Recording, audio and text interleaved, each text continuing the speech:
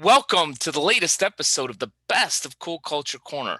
We look back at the early episodes of the podcast Cool Culture Corner and apply them to today in the days of COVID 19 and unrest and even uncertainty.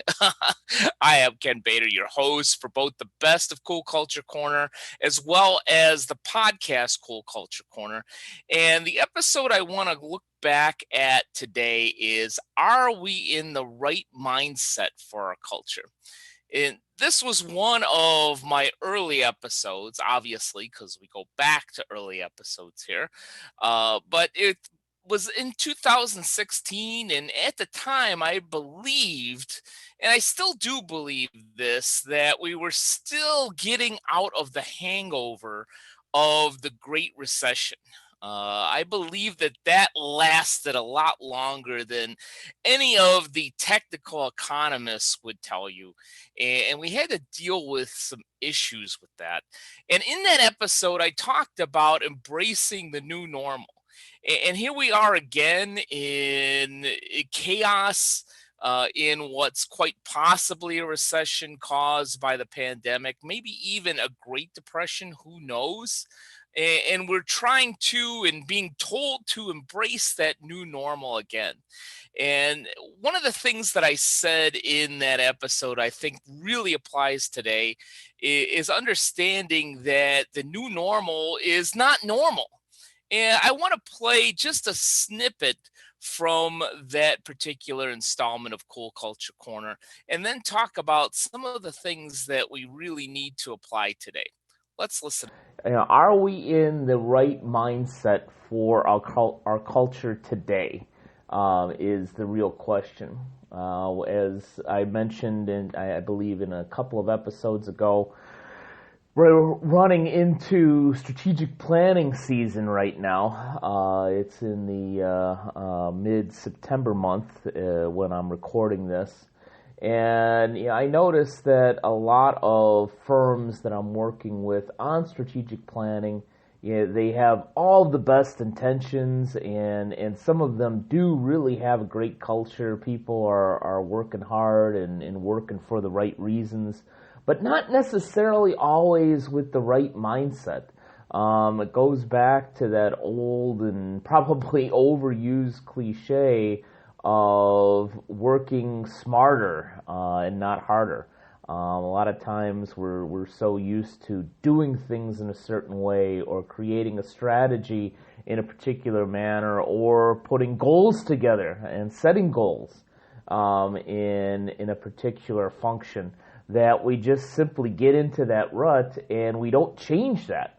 In fact, I'm fortunate enough to be working with a new client just this week on strategic planning, and it's for that very reason that they want to break out of that rut. They want to have somebody new do their strategic planning facilitation and lead them down a particular path of what their organization's vision should be and where they should be headed in this new normal. I think a lot of us in a lot of different industries thought, well, let's get through this worst recession of '08 and '09 and probably 2010 and 2011 and so on, and everything will get back to normal. Things are not back to normal. The normal is the normal that we're dealing with now. For the financial industry, it's thin margins. For the restaurant industry, it may be, in hotel industry, it may be $15 per hour minimum wages, and I can go on and on. But the worst thing that we could do is lament about the good old days, and I see that a lot. When people say, "Oh, it was great," when we didn't have the cell phones and we didn't have Twitter and we didn't have all these things bombarding us, and yeah, maybe that is true. Maybe it was a simpler time, but I got to tell you, it's really convenient for me to be able to go on one device on my cell phone and be able to look at my calendar, send an email to somebody, and write a note to myself that is going to automatically be saved to all the different electronic equipment that I use, whether it's a laptop or a tablet or what have you. So in paradigm shift, in getting the right mindset for our culture today, I think the first thing that we need to do is embrace the brutal facts. It comes from one of my most favorite books, Good to Great by Jim Collins. He talks about that in the very beginning. Is in terms of mindset, embrace the brutal facts of we are in the time that we're in, and also possibly even for a business, we are in the situation that we're in, and let's accept it, let's embrace it. We don't necessarily need to like it, but once we embrace it, then maybe we could do something about it. And being open to change. That's another overused cliche, possibly, but it's so darn true that we want to grasp on to what happened years ago, or blame something that happened over a decade earlier for our obstacles that we have today. And even if that is the case, the fact is it isn't going to help us now. So we need to embrace the ability to change. So what applies today? Well, first, yeah, I think personally I'm going to stop using the phrase new normal because I don't think there's a normal anymore. Just when we think we're getting into a normal, I think we got into what we thought was maybe normal or okay or a good economy or whatever the heck we want to call it. Yeah, and then all of a sudden, COVID-19 slapped us upside the face. And we're still going to be dealing with economic and social ramifications due to that, I believe, for years, even if we were lucky enough to have a vaccine tomorrow. So I think we need to stop using the phrase new normal and understand that in this century, normal may very well be chaos. What may seem smooth for 3 or even 6 months, it won't be smooth for much longer. Now, some of that is a positive thing in that we may have this great new opportunity that comes up in 3 or 6 months. And as business professionals, we just absolutely have to take advantage of it. As entrepreneurs, we have to attack that opportunity with zealousness to keep our business moving along the stages of growth, as I've like to call it. So let's take new normal out of our vocabulary. I think maybe I'll give myself a grace period for the rest of 2020 and then stop using it, maybe even for the rest of my life, because new normal is probably just simply the embracing of chaos. Like I talked about in that original episode, one of my favorite books continues to be Good to Great.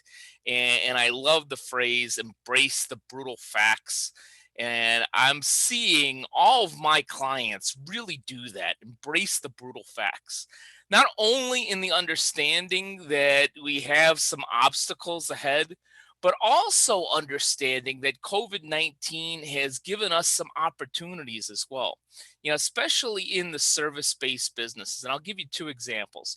One from a client in that they have an opportunity to basically close some locations, but embrace technology and be able to serve even more people. This is actually a financial institution that's going to be rolling out interactive teller machines where professionals at the financial institution, happens to be a credit union, professionals at the credit union will be able to transact with people just like I'm talking to you now, right on a screen, but actually be able to hear your questions. This is kind of a one-sided conversation, but as well as I do, I'm more than happy to have a two-way conversation. So feel free to contact me. So embrace the brutal facts, and part of those brutal facts is understanding the opportunities ahead of us. The other example I want to give is restaurants, and restaurants have had a rough gig this particular year. But in some places like California, where we're blessed to have warm weather or warmer weather throughout the year, One of the things that government has done is allowed a lot of restaurants to have what's called parklets, basically take up parking spaces on the street, be able to block those off and create tables. And I think that that creates a real opportunity to allow these restaurants to thrive. I think a lot of people are enjoying it. Not sure how some of the cold weather states are going to be able to deal with that. My hometown of Chicago, even in a parklet with a heating lamp, January gets pretty darn cold, and I don't think anybody wants to eat outside.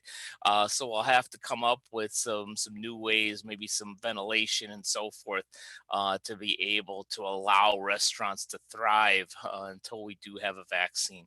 But find those ways to embrace the opportunities. Maybe that is more takeout and delivery.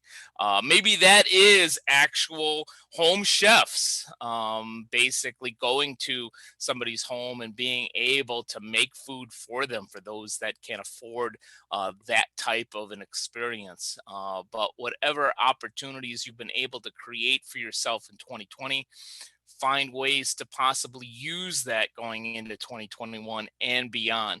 And the last thing I want to mention from that original episode is I talked about people lamenting about the good old days.